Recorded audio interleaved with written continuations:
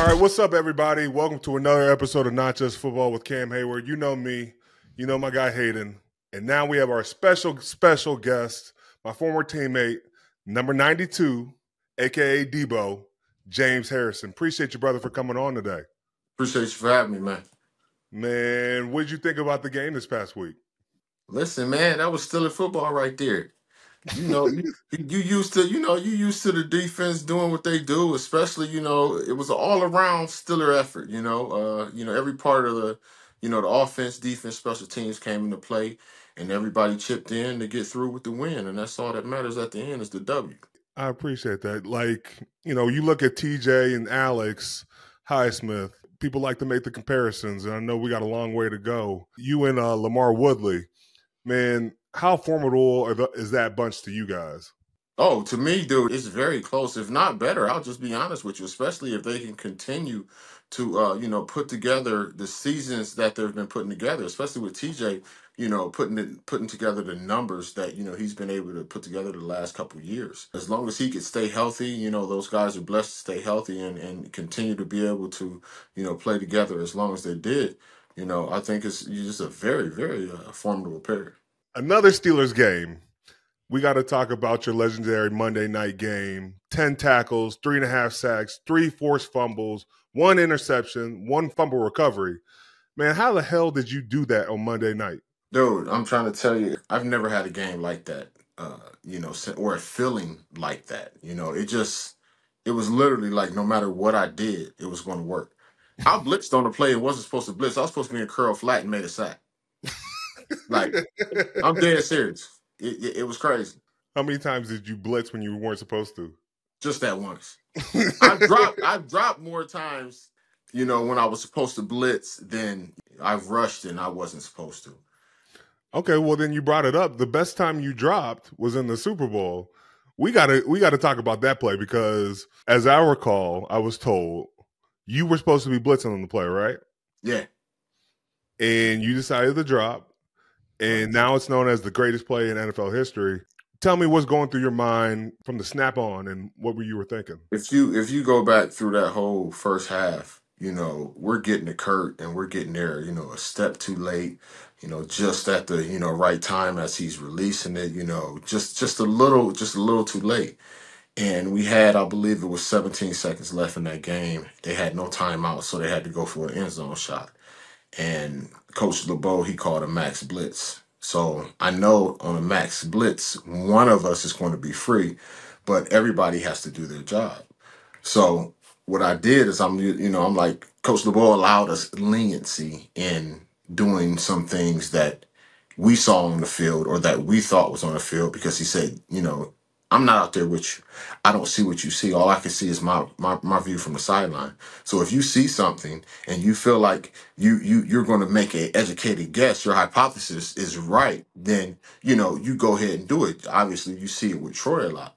So going through that whole process, I was like, I'm not gonna get there. And if I do get there, it's gonna be a step too late. He's reading what we're doing. He getting the ball to who he needs to get it to. So I said, I'm gonna do my job. I'm gonna step at this tackle because I know I got to step at this tackle to get him to set to me. Because Timmons is the rushing linebacker on the inside. That's going to be the one that's going to be scot-free. So I got to get this tackle to step at me because if I don't, he'll be able to stop Timmons, which means not only will I drop, I'll be sitting there and he'll be able to hold on to the ball. So everybody else that's counting on that max blitz, that's jumping this or jumping that first move, they're going to be, ass out too. So I'm like, I step, get the tackle to step to me, and I'm like, the closest thing I can affect is the slant in. So I think it was Bowden that's sitting there. And I'm like, I'm just going to play for him slanting in, and I'm gonna just cushion back and sit there. So as I do it, I step, tackle comes to me. I go to drop out. As I'm dropping out, I see Timmons make it through. So I'm like, he has to, he got to do something with it. And I'm looking at him like you looking at me. And I'm like, he's not about to throw this ball, but he's looking at me. And I see his arm go up. And I'm like, he about to throw this ball. And then he actually releases it. I'm like, oh, he threw the ball. So like that's why I catch it like this right here because I really was off guard. I couldn't believe he actually threw it. So once that ended up happening, the rest is really history. Shea hand fought with me for a hot second. I'm like, yo, get away from me, go block somebody. You're not getting the ball. This over with.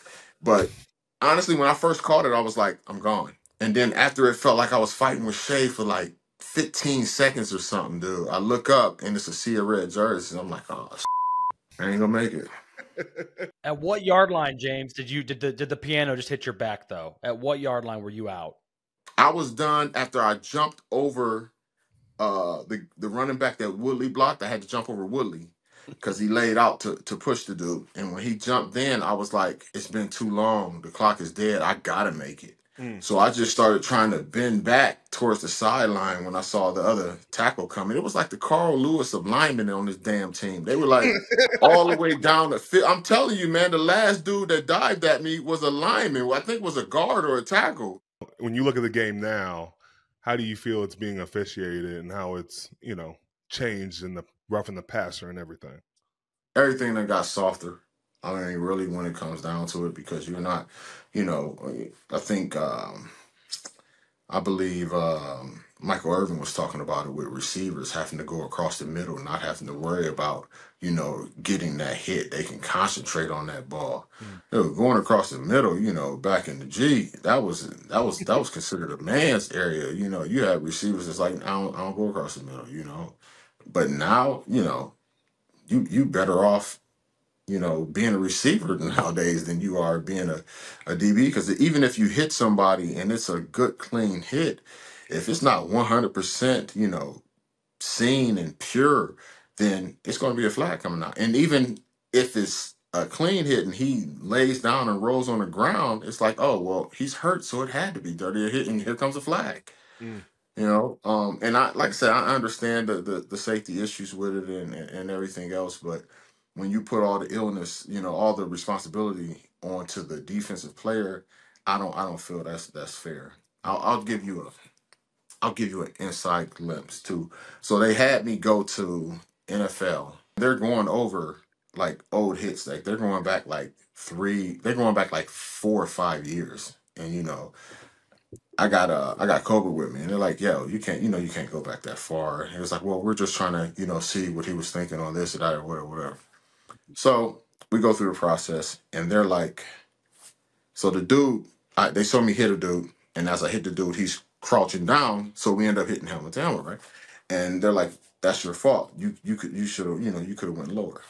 So I said, is it really my fault, or is it that something else is going on, or because the dude got hurt, whatever? No, you can't make contact with the helmet.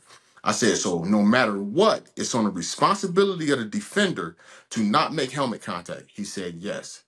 I said, so at any point that my head contacts their head, then I'm going to get fined. Yes. This is the worst example I gave him. I said, so if I'm going to tackle a dude, and I said, I go to tackle him at his shoestrings. And I said, the last second, he literally bends his head down there to get hit, like on the dirt. And my helmet hits his. That's my fault. You're going to get fined.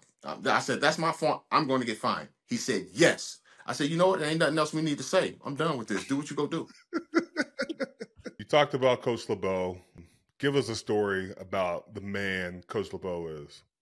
For me, I already had respect for Coach LeBeau, and that came just, with him.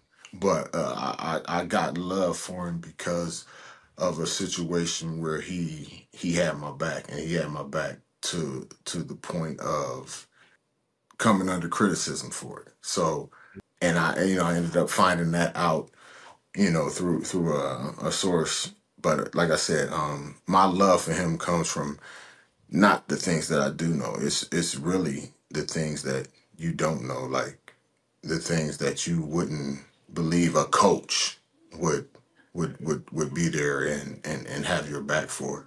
And I believe that's because Coach LeBeau actually looked at us as more than just his players. And when he said he loved you, he meant it. You know what I'm saying? And we love him in return. What was his favorite saying when we would go on a bye? What was it? I never forgot it. There's no prize Ain't no at prize the at the bottom. bottom of the bottle. Yeah. Yeah, ain't no prize at the bottom of that bottle, so I don't care how many of them you drink now. You ain't gonna win a prize. No matter how fast or how many. All right, we got to talk about. I saw your video of TJ breaking your record. Man, what was going through your mind at that time? Man, you know how many times I shot that video, man, making sure I catch that thing, man. I seen him like twice. I'm like, oh, this is about to be it. He got it, yeah. But you know, man, I'm just happy. You know, I'm happy to see him, you know, succeeding. I'm happy to see a record go down. You know, it was a record that had been there way too long. You know what I'm saying? You know, it's a different era now, and you know, records are made to be broken. You know, it's just guys wanting to see other guys, you know, do better than you know the previous guys and hold up to you know that's still a lure. Remember what we got you for breaking the record? Which one you talking about? I got a couple things. What else did you get? I got a big giant bottle of champagne. Yep. Yeah, and I got that Richard Hennessy from Tim. Yeah. Oh, who got you that? Yeah. Wow. Don't worry about that. Hey, Yeah. just text TJ and that's what he got. Well, yeah. So, okay, what TJ? No, don't text him. What TJ get? Nothing. What he A get? pat on the back. That's it. Pat on the back. Hey, good job. Nice work. Good work. Well, I'll make sure we get him a gift. Yeah, you gotta do something, man. He You ain't gotta do done yet, man. That's you know what I'm saying. He got a long ways to go. You know, he can put that record up there real high to where you know it'll be sitting there for a long time again. Explain your pass rush because everybody is enamored by it and they don't understand it. And I'm trying to explain it, but I want you to explain it. So I'm rushing for the. Well, obviously I'm coming from the outside, but what I'm looking for is them to shoot their hands. Mm-hmm. So either on my third step, I'm going to take that foot, press it into the ground, and just turn my head and shoulders into you. If you don't give me that hand, and just bull rush you, I may do that for a whole half just to get you set and heavy, so that now you're thinking, oh snap! On that third step, he about to bull me, so they throw the hand. So when they throw the hand up, if their hand is up, I'm taking my outside hand. I'm slapping their hand down here while at the same time lifting this hand up and hooking the inside of their tricep. And then when I do that, I'm taking this hand as it's coming down and trying to grab their wrist.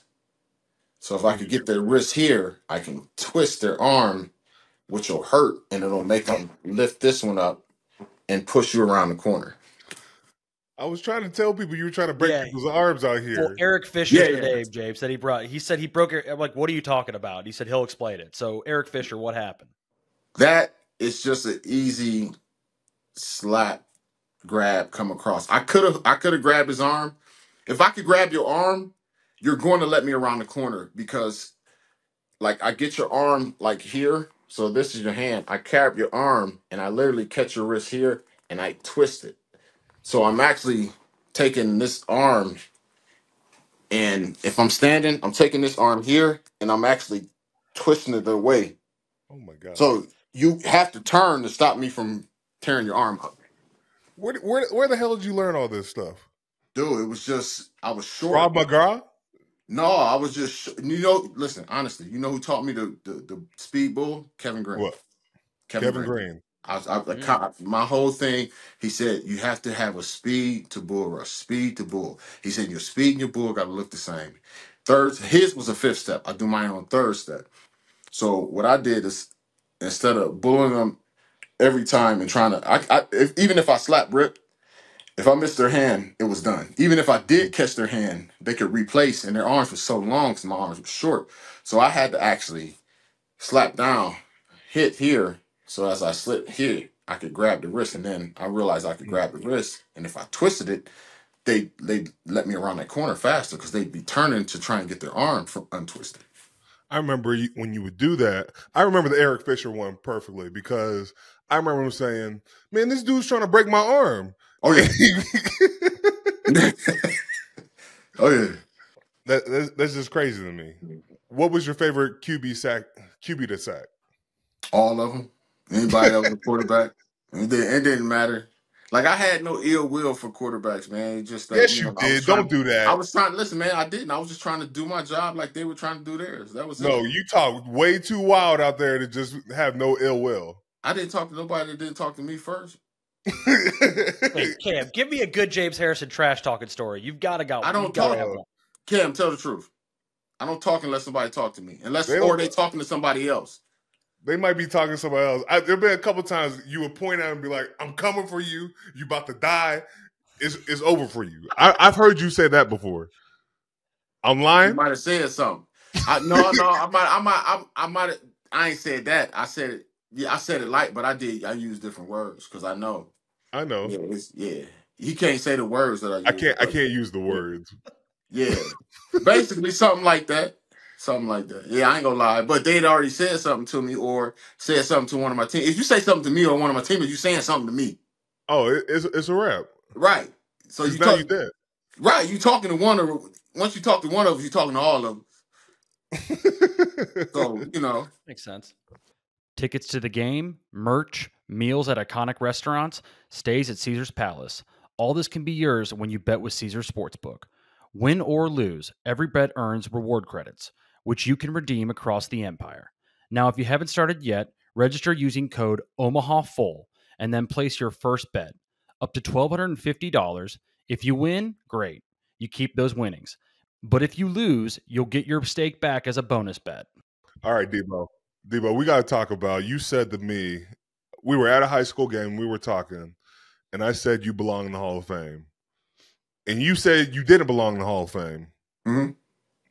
Elaborate and tell us why you think that, because it's a load of crap. It's a numbers thing, man. You have to, and I understand accolades and everything, and impact and all that, but another part of it is numbers. And when you look at numbers, my numbers do not, equate to what Hall of Fame numbers should look like. I don't know. I don't know that Terrell Davis's numbers do that, but he was such an important part of the championship teams, kind of like you were, to where I hear you on the numbers, but you made such an impact, man, that you probably should get in. I mean, and Debo, you have the most memorable play of all time, dude. What are you talking about? I understand what you. What are you talking about, bro? But I'm saying, man, on pure numbers, it's not there. You know what I'm saying? And like I said, I have everybody say the same thing. Well, you only started 6 years, and in those 6 years, you did blah blah blah and blah blah blah. Well, that's cool, but I still got to play. Well, it's different. Well, the numbers need to speak for what that looks like. You know what I'm saying? And it's only 80 something sacks. You know what I'm saying? And you're looking at a base of at least triple digits. You know what I'm saying? Before you're able to put yourself in that group of elite pass rushers. I mean, even though like it was a different. We ran a little bit of a different defense, and Steelers ran that sort of defense, and that's why we never really had a triple digit type sack person, because you had plays where games you may not rush, but 12 or 15 times that game. But that's still part of the thing where you have Mean Joe, he's getting 80 something on the inside. You have you're getting 80 something on the inside. It's a certain standard, man. When you have that on the outside, I don't feel like those numbers represent what that should be at the outside linebacker position. Man, I don't care what you talk about. You belong in the Hall of Fame. And that's I appreciate it. I really do, but we'll see. Let's talk about what you're going into. Because you are going in the Hall of Honor on October 28th versus the Jaguars. Man, talk about that honor you about to be bestowed upon. That's a tremendous honor. That's the thing that I feel like is one of the things that I wanted to actually be able to step into because of the organization I played for. I wanted to be in line with one of those guys that they're like, you know what? When James Harrison was in there, the standard of what Steeler linebacker was upheld, and I'm able to say that from being put into this group and being given that honor, that I was able to do that. What's a Steeler linebacker? Smash mouth, hard nose. I'm gonna do it play in and play out. And every play, I'm gonna try and smash you in your face even harder than I did the play before. What's the difference between Coach Tomlin today from the first day you met him in 2007, or first day he coached you guys in 2007? 2007, he was trying to make he was trying to make a point. He beat us up a little in 2007, to be honest with you, especially for a group of veterans that we were. You know, we really didn't have no juice when it came down to the end, and we went into that first playoff run. You know, I feel like if we had, not went as hard as he had us go that first year. You know, because you're trying to make a point and show that you the new stick in town, so to speak. And I think he worked us a little too hard through that training camp in that season, and we limped into the playoffs. And I believe we lost to Jacksonville. With that, you're one of the only people that I know that tackled a Cleveland fan. What were you think? What were you thinking in that moment?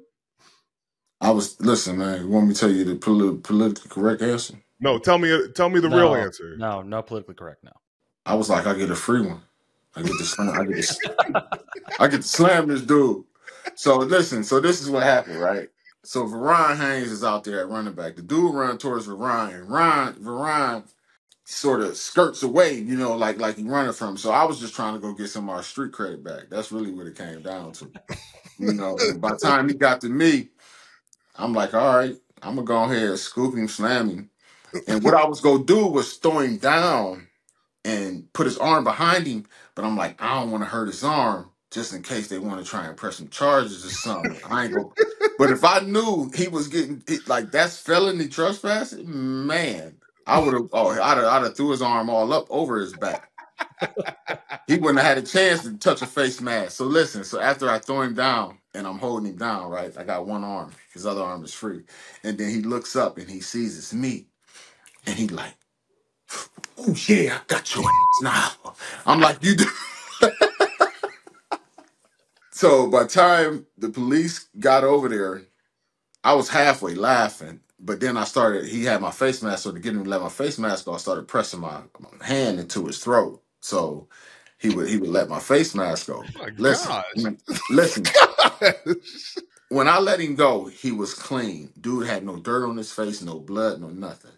After I let him go, it wasn't 6 seconds, man. This dude's face was dirty, bleeding. All man, they put foot all on his head, was holding his face down with their boots, all that, man. Dog.